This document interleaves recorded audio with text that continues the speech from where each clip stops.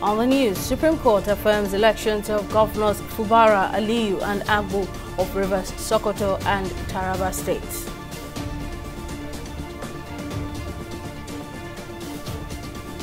Court remands Fubara's loyalist over Rivers Assembly explosion.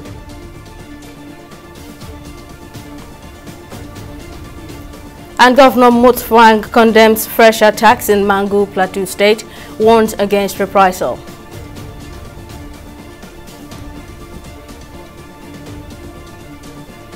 Hello and welcome to News Now on TV 360 Nigeria. I'm Simisola Hatikun. 3 state governors in Nigeria cannot heave a huge sigh of relief, heave a huge sigh of relief as the nation's Supreme Court has now affirmed their election as governors. The 4 governors are Simi Nalaye Fubara of Rivers State, Ahmed Aliyu of Sokoto, and Kefas Agbu of Taraba State. Within the last 1 month, the Supreme Court has heard appeals against the election of 21 governors across the country. Correspondent Tamilore Akikwolie completes the story.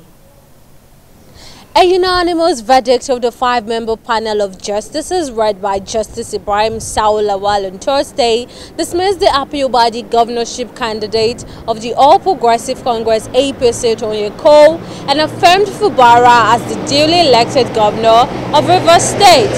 Cole had asked the APC court to sack Fubara as governor of the state, alleging that the election was marred by irregularities and the Fubara did not validly resign its previous position as required by law before the election. Now, both the tribunal and the Court of Appeal have dismissed this case for want of merit. We are happy because all the issues canvassed in the appeal were sufficiently and adequately resolved and pronounced upon by the Supreme Court, bringing to end the contentious issues that the parties have been disputing all this while.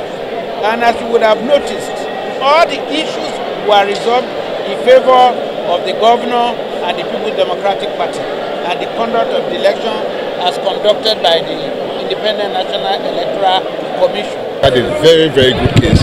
But that notwithstanding, I want to congratulate all Rivers people for just seeing this through. And at the end of the day, I want to wish the governor, Similar Fubara, all the best.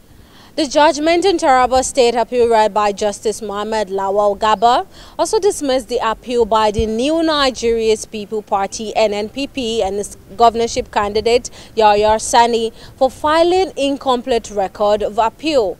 The Apex Court also delivered judgment on the Sokoto State appeal. Reading the lead judgment, the panel led by Justice Tijani Abubakar dismissed the appeal by the People's Democratic Party PDP and its governorship candidate Sadi Umar, agreeing with the reasoning of the lower court. The panel upheld the verdict of the Court of Appeal in Abuja that the PDP failed to establish their allegations of widespread irregularities and non-compliance with the Electoral Act 2022. Now, for Adamawa State, the Apex Court, though already dismissed the appeal by Umar Ado of the Social Democratic Party SDP against the election of Umaru Fintiri as governor of Adamawa State, still having pending the appeal of APC's candidate, Senator Aisha Dairu Binani. The Court of Appeal sitting in Abuja at last December dismissed the appeal by Binani for being incompetent and lacking in merit, and subsequently affirmed the declaration of Fintiri as the winner of the March 18, 2023 governorship election in Adamawa State. According to the lead judgment prepared by Justice Tude Oyebanji Awoture, the appellant did not prove their petition as required by law at the tribunal, and the lower tribunal was right in dismissing the said petition. Tamilore Akikwolie, TV 360 Lagos. Governor Caleb Mutfwang of Plateau State has condemned the recent violent attack in Mango local government area of the state, where over 30 persons were killed and property destroyed. The governor, in a press statement signed by his Director of Press and Public Affairs, Yang Bere, expressed concern on the escalating security challenges that has resulted in the destruction of homes and livelihoods by suspected hoodlums. Warning against further security breach in the affected areas, the governor says The government would not tolerate any further breakdown of law and order in any part of the state and urged security agencies to intensify efforts to guarantee absolute peace across the state. Meanwhile, the Chief of Army Staff, Lieutenant Taoreed Lagbaja, has said the Nigerian Army will do everything possible to ensure that peace and security returns to Plateau State. The Nigerian Army is not overwhelmed in any respect. Yes, the crisis on the plateau has gone on for over 10 years. But the Nigerian Army, including the other services and other security agencies, have been responding to this crisis. I also need to bring to the fore the fact that in combating any crisis, it's usually juggling what we call the three trinity in the military. That is the people, the government, and the military. So it's a careful balancing act. And so if the military is working very effectively and the people do not cooperate with the military, the results will be negative. And if the government do not. So I ask for the cooperation of all stakeholders in Plateau with the troops. Give them information, trust them, respect them. They will respond. Within a short spell, you can see that the situation in Mangu has been brought under control. There's stability in Mangu now. What we want to do is to project out to other parts of Plateau such that there will be peace all around, even beyond Plateau. But the troops are not overwhelmed. They are reacting appropriately. But we need the cooperation of the larger society to be more effective. Be rest assured that these troops under my command will give their very best, and they will stamp out every form of insecurity and bring peace and stability to law-abiding citizens. Still on the cycle of violence in Plateau State, a security expert, Abu Hamisu, has blamed retaliatory attacks as responsible for driving conflict in the state. Hamisu, who spoke on TV 360's current affairs program Analysis, says peace can never return to the state unless the people themselves decide to end the cycle of violence, adding that all warring parties in the state need to hear each side's grievances and mutually agree on how to resolve the conflict. What is happening on the plateau is that almost everybody is replicating the strategy of everybody else. What do I mean by this? Group A attack Group B. Group B want to retaliate, and they want to use the crudest method to inflict the most dangerous and severe pains they could muster, and then the other group will come to retaliate and want to do something more brutal than what the other, and the two groups are crying that they need peace. So who is deceiving who? If you need peace, stop being violent. If you need peace, stop attacking each other. The way you could pick up arms and ammunition against your opponent, you could as well arrange table to say, let us have a handshake against what is dividing us. And then you sit amicably. The decision to go to war is taken amicably. So why can't we take decision to ensure that there is peace on the plateau amicably? What is the problem?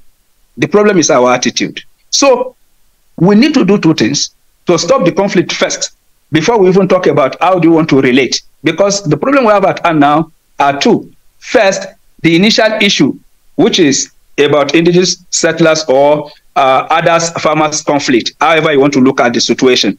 Now it has given birth to a perpetual conflict cycle that is leading to killings every day. So you see, we've not even addressed the issue of the land, but we're talking about the killings now. So until both parties realize that, look, enough is enough, we've killed enough, and we can't kill any longer because nobody is ready to go anywhere, then that is the beginning of the solution to the problem on the plateau. Well, obviously worried by the spate of insecurity in Abuja, the Minister of the Federal Capital Territory, Nyesom Wike, has instructed the 6 area councils in the FCT to establish vigilante outfits to support the efforts of security agencies to help tackle insecurity in the nation's capital. Wike made the call during a meeting with the FCT graded chiefs and area council chairmen on Wednesday in Abuja. The meeting was convened to discuss the security challenges facing the territory and the government efforts to control them. He says traditional rulers and council chairmen have a crucial role to play in ensuring security in their domain by providing credible information to security agencies. Abuja has been hit by wanton kidnappings in recent times, sending panic across the city, with people demanding the government does more to secure the country's capital. Well, to discuss the security issues in both Plateau and the FCT, I'm now joined by the former director of the Department of State Services, DSS, Dennis Amaki. Thank you, sir, for your time. Now, the conflict in Plateau State keeps worsening by the day. How can the cycle of violence in that state be put to an end? Well, it is the same way that Nigeria as a whole will have to address this particular problem. You know, I was listening to your other guest, Amisu, and he was very correct, because I think we are just dealing with parts of the problem. We are not dealing holistically with that problem. You know, now the federal FCT minister is saying that they should form vigilantes. And these are the same vigilantes that Mieti Allah has also formed. So you find out that they are trying to take the initiative away from the government security agencies, which I don't think is the right thing to do. I think government have to sit back, bring everything on the table, write out a new security plan, especially for the Federal Capital Territory, and then, of course, empower the security agencies, even the army itself. It is not as equipped as we would want it to be. The police have to be equipped. They have to, you know, be trained properly. And then, of course, DSS, so that we can achieve our objective. But this idea of, just like the Chief of Army Staff have said, the people and the military and the government are supposed to work in synergy. I think that's how it should be. An all-society approach where everybody is involved. Speaking of the FCT, what do you make of the minister's call for the setting up of vigilantes by the 6 area councils? Do you think that this will make a difference? I don't think it will make much difference. The vigilante that he wants to be set up now, are they going to be armed with more sophisticated ammunition than the police? Because remember, the people that are going to, you know, they are going to confront the bandits. And these bandits are having even rocket-propelled grenades, AK-47s, and they come in large numbers. Now, will the vigilante be so equipped to do that? And that's why I'm saying that let us equip the Nigerian police, the DSS, and even the military. Let us equip them in the sense that, look, we need helicopters, attack helicopters that can track kidnappers. We need more efficient drones that can look, predator drones that can look, pinpoint, and then, of course, eliminate those kind of people. But to go and form a vigilante is just like everybody was, like Amotekun or neighborhood watch, you know. I don't think that is going to be effective. Mr. Dennis Amaki, former director of the Department of State Services and security experts. Thank you, sir, for speaking to us. Moving on, the Federal High Court sitting in Abuja has remanded some loyalists of the River State Governor Siminalayi Fubara for their alleged involvement in the explosion that rocked and razed the River State Assembly complex. An explosion had rocked the complex of the State Assembly amid alleged moves by some lawmakers to impeach Fubara on October 30, 2023. Some loyalists of the governor were said to have been behind the incident. 5 of them were arraigned on Thursday before Justice Bolaji Olajuwon of the Federal High Court in Abuja. In the 7-count charge, the defendants were accused of committing alleged terrorism offences by invading, vandalizing and burning down the River State House of Assembly during the wake of the political crisis that rocked Port Harcourt in October of 2023. In Ondo, the House of Assembly has screened and ratified a former Deputy Clerk of the National Assembly, Olaide Adelami, as the Deputy Governor of the state.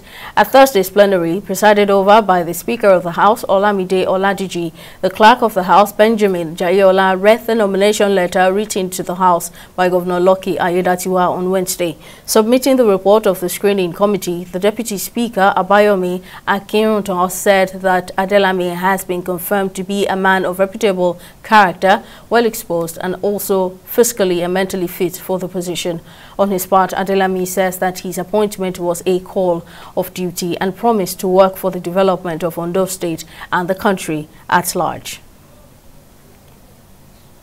The allegation by the 58 lawmakers under the aegis of the Northern Senators Forum that projections and provisions of the 28.7 trillion naira 2024 budget were unfair to the North has continued to draw reactions from stakeholders and Nigerians in general, while the Northern Senators further alleged that some federal agencies are being relocated to Lagos. They threatened legal address where other options fail. However, a group under the platform of the Governance Accountability and Advocacy Center at a press conference in Abuja has faulted the insinuations.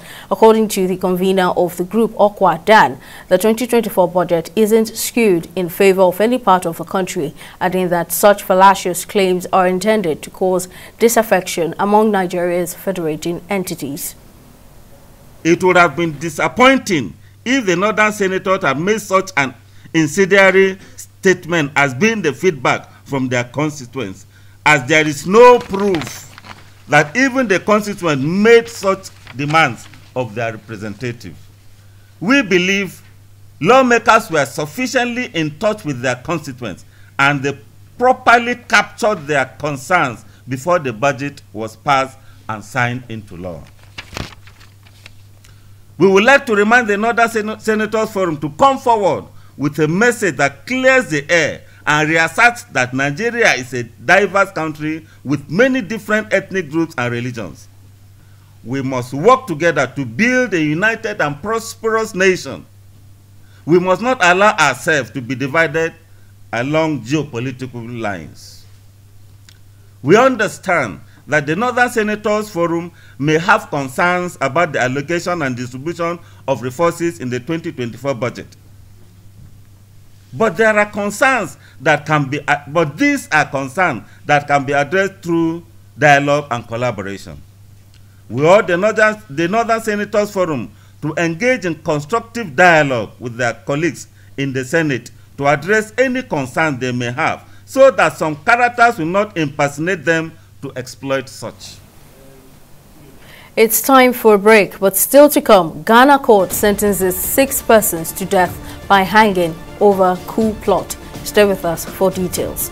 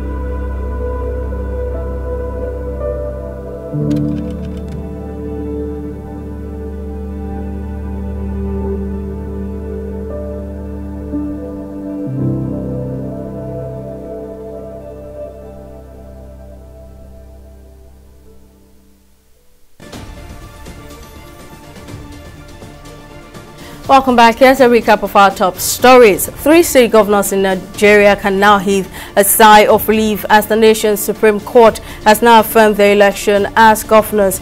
The four governors are Siminalayi Fubara of Rivers State, Ahmed Ali of Sokoto, and Kefas Agbu of Taraba State. Within the last 1 month, the Supreme Court has heard appeals against the election of 21 governors across the country. We also told you that the Federal High Court sitting in Abuja has remanded some loyalists of Rivers State Governor Siminalayi Fubara for their alleged involvement in the explosion that rocked and razed the Rivers State Assembly complex.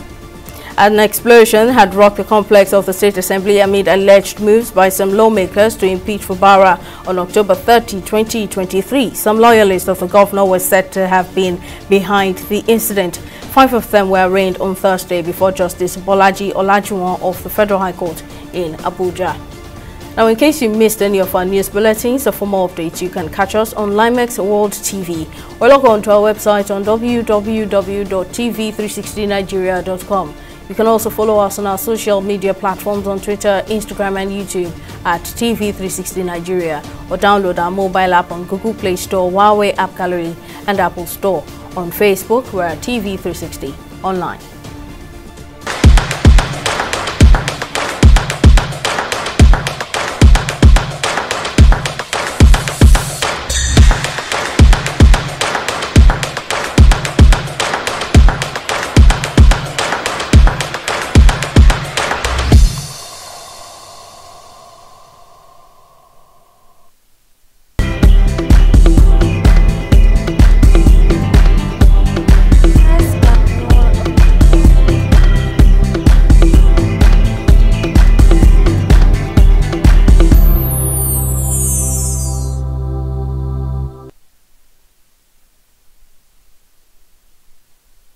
Our business news is next with Tamilore Aki-Kuolie. Over to you, Tamilore. Thank you, Simi. In business, the governor of the Central Bank of Nigeria, Yemi Cardoso, has declared that the Nigerian naira is undervalued, promising to expedite the discovery of genuine price in the near term. The CBN governor, who spoke at the 2024 macroeconomic outlook of the Nigerian Economic Summit Group on Wednesday, also said that the APAS Bank is looking at an inflation rate of 21.4% under its inflation targeting regime. In order to achieve price stability and positively impact consumer behavior, the CBN chief said that the adoption of the inflation targeting framework entails clear communication, the employment of monetary policy instruments, and engagement with fiscal authorities. It maintained that declining inflation would have a great impact on businesses, providing a more predictable cost environment and potentially leading to lower policy rates, stimulating investment, stimulating growth, and creating job opportunities. We'll take a break here and be back with Stock Market Report.